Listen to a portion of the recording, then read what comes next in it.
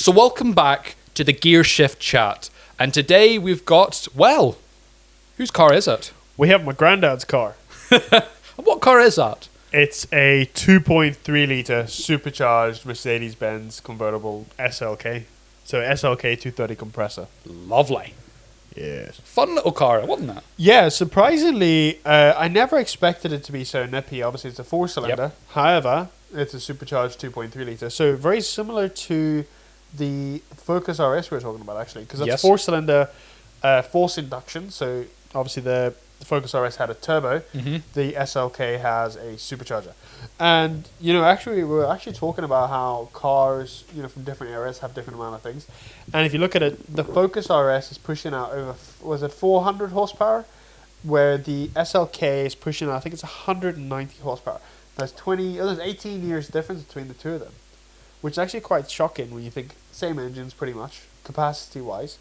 Similar kind of, supercharged and turbocharged. But, it's kind of scary in the difference, isn't it? I'm sure if you put like a tighter belt on it, or a smaller belt, it smaller would get, pulley, yeah. Yeah, you could get Oh, more. yeah, you could definitely get it up to higher horsepower, but it's kind of weird. Well, it's not weird. It's kind of interesting how in 18 years, cars with the same size engine went from 190 horsepower to about 350. It's nearly double the horsepower. You really think about it, which is quite impressive, from stock from the factory. But going back to it, it's a 2000 Mercedes-Benz SLK. So it's got the 2.3 litre supercharged four-cylinder. It's automatic gearbox, of course. It's got the automatic electric roof that folds down. Mm-hmm. It also has AMG monoblock alloys. Not standard. Yeah, no, they're not the original ones. They come off of an AMG one, which will be probably a SLK 500 or whatever it was at the time. Lovely. But great car. It's really surprisingly well balanced. It really does perform quite nicely. Very punchy because, what I didn't realize, well, I kind of knew anyway. But for dramatic effect, we won't mention that. For dramatic effect, I didn't know. Don't worry, I'll cut that out. Anyway, so it's actually how the supercharger works is not fully engaged all the time. It actually runs on a clutch. Mm-hmm. So when you're driving normally, to help increase your fuel consumption and make sure you're getting the most out of your car, what it does is it drives with the supercharger pulley disengaged. So obviously it's still spinning, but the clutch isn't engaged. So you're driving effectively with a 2.3 litre naturally aspirated four-cylinder. And then whenever you put your foot heavily on the throttle or to the floor and it gears down, it kicks down, Mm-hmm. it will engage the supercharger pulley, which obviously gives you more power. So you have a bit of the best of both worlds where you have no turbo lag because you have instant torque from the supercharger. However, you also are able to drive. You're able to drive the car without having to always have the supercharger engaged, which helps with fuel consumption. So you have a bit of the best of both worlds, which is quite an interesting workaround, from the 2000s, Yeah. Which is something a lot of people don't necessarily realize. But, surprisingly good on fuel. I think my granddad's put fuel in once a year. I mean, he does maybe about 500 miles a year, but still. Out of interest, do you know what the miles per gallon we got out of that shit?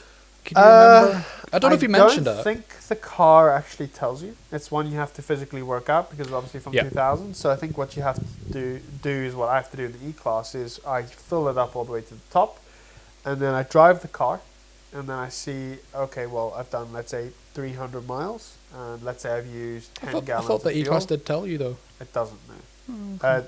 In the facelift version, it does tell you your current fuel consumption as well as your average. Mm-hmm. But what I do is you go fill the car up to the first click on the petrol tank, drive the car, and then whenever you put fuel in again, just record how many miles you've driven from filling it up to when you put fuel in again.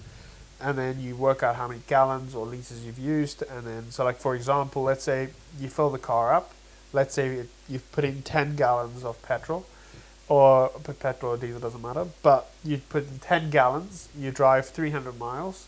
Then you fill it up and let's say it takes exactly 10 gallons again. Yeah. Then you go 300 miles divided by 10 gallons, which gets you 30 miles per gallon. Just the easiest way to work around it. Let's be honest, it's not 30 miles to Colin you get in your No, E-Class, but anyway. no. I get around 12, 13, 14 on average. But Oh, that's bad. the thing is, but having a supercharger, you can go up to pretty much the power, I think, it's of the V6 naturally aspirated, but you only have 4 cylinders. So, if you have a supercharger disengaged, you get better fuel consumptions. They're like driving around in a 2.3 litre 4-cylinder. Yep. And then whenever you need the power, you want the power, you obviously have a supercharger which engages, which is quite cool. Wait, and I think is the engine a 2.3? SLK 230, yeah. Oh, it is a 2.3, so it literally is the same Yeah. engine. Okay, I thought it was a 2 litre. He's making me doubt myself. Let me check. Yeah, 2.3 litre. It is a 2.3 litre with a supercharger. So it's basically very, very comparable to the Focus RS. Lovely. Okay. I think it's quite a cool car, and like I said in the video, was obviously we've driven around in MX-5s. One of my friends has an MX-5. We had the MX-5 on the channel. Yep. Our mutual friends has an MX-5 as well.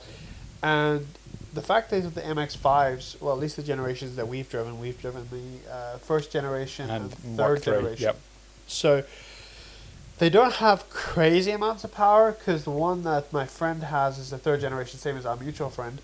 And I think it's a 1.8 litre 4-cylinder as well, producing about 140 horsepower. Nothing crazy. Yep. So it's very similar actually to the MR2. The MR2 and the MX-5. But the SLK, because it is a heavier car, you have to have a bit more power. Now, having 190 horsepower, you got another 50 horsepower, which is effectively just shy of another, third more horsepower than what the other ones have, which definitely gives you a better punch and a bit more torque, so you can pull a lot better, out of corners and stuff. But the fact that it has it's got a little bit of weight, it's quite low, there's not really much movement in the suspension, in the sense of, it's not boat-like, it's very much more sports car-like. And the fact that you had the monoblocks on the car with the low-profile tires, it seemed to have out-corner like an MX-5. You could pull more G-force. That could also be due to the fact that it's also got wider tires Yes. than MX-5, so you have obviously more grip. You can go around corners a bit quicker. Yeah. But it's surprisingly quite a fun car to drive. You would think old 2000 SLK with 2 litre, 2.3 litre supercharger, 190 horsepower doesn't sound the most sporty car in the world, but it goes back to the same saying of it's a lot more fun to drive a slow car fast than a fast car slow. That's it. When you go to like the Focus RSs, you've got 400 horsepower, which is absolutely fantastic. Yes. But how often can you use the 400 horsepower? When you go back to like SLK, you've got 190 horsepower, but you can use 190 horsepower pretty much on a daily basis. Overtaking, it's just enough power to get going around corners, just enough power to put your foot down, let the car push you out the corner without having to worry too much about, the wheel's going to come out because it's rear-wheel drive. You end up in a hedge. Now, obviously, it comes within reason, but I don't know. That's kind of my perspective, my take on it. What do you think? No, I agree. I think it's. You mentioned in the video, what would you rather have, this or MX-5, and you would have much rather had the SL. Yeah, I think personally I would rather have the SLK. You got a lot more creature comforts, and for a car that's 24-year-old, it's nearly a quarter of a century old.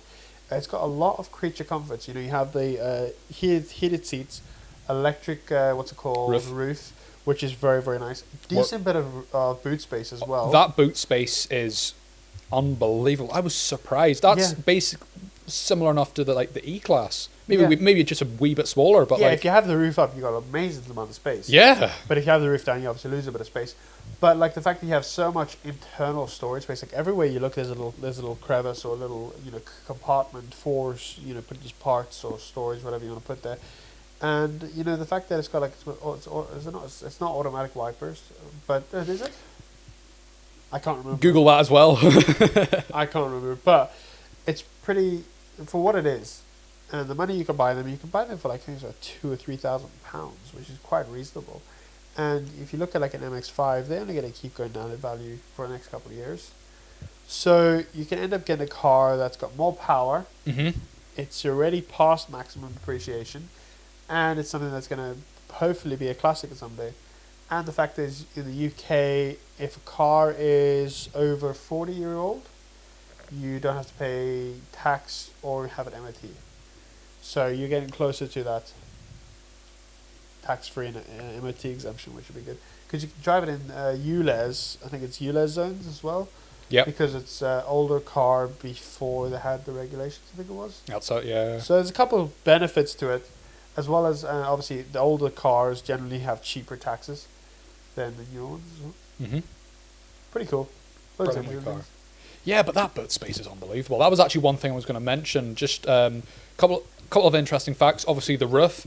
That roof folding mechanism is brilliant. I love it. It is, and surprisingly, it still works over like 25 years later. You would expect that like electric mechanisms Doesn't leak. to have, yeah, exactly, and it's never leaked. Obviously that could just be because it's looked after quite nicely, but you're surprisingly reliable in the fact that it's never given any issues. It starts every time.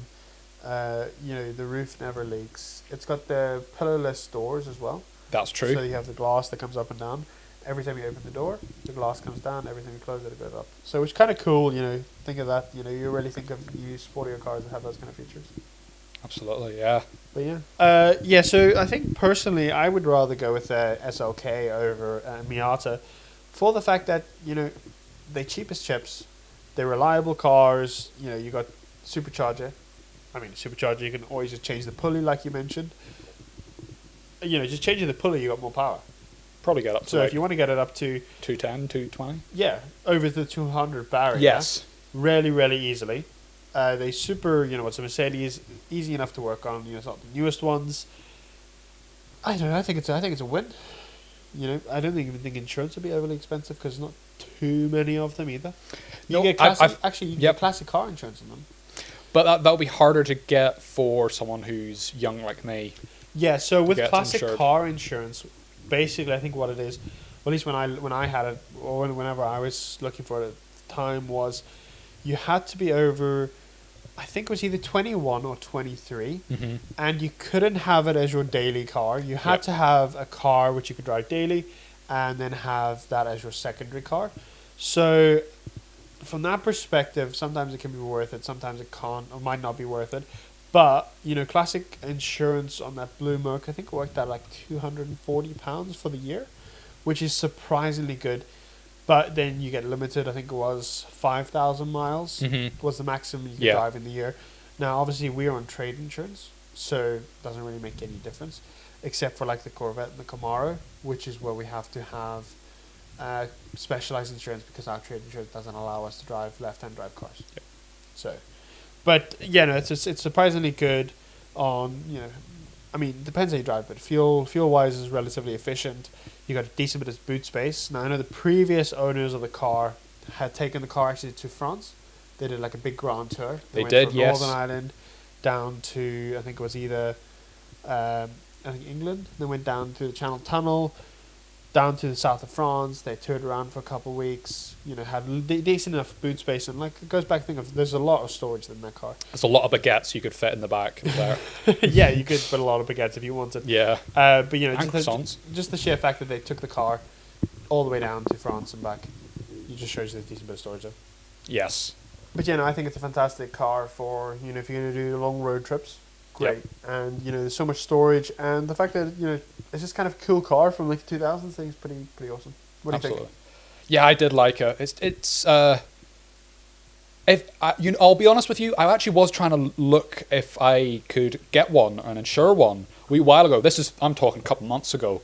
No way. So yeah, and there actually are quite a few 17, 18-year-olds that do get them and get them insured and drive them all about because like fun wee car. So yeah, and it's the fact that insurance also go on the fact that how many of those cars have been in accidents.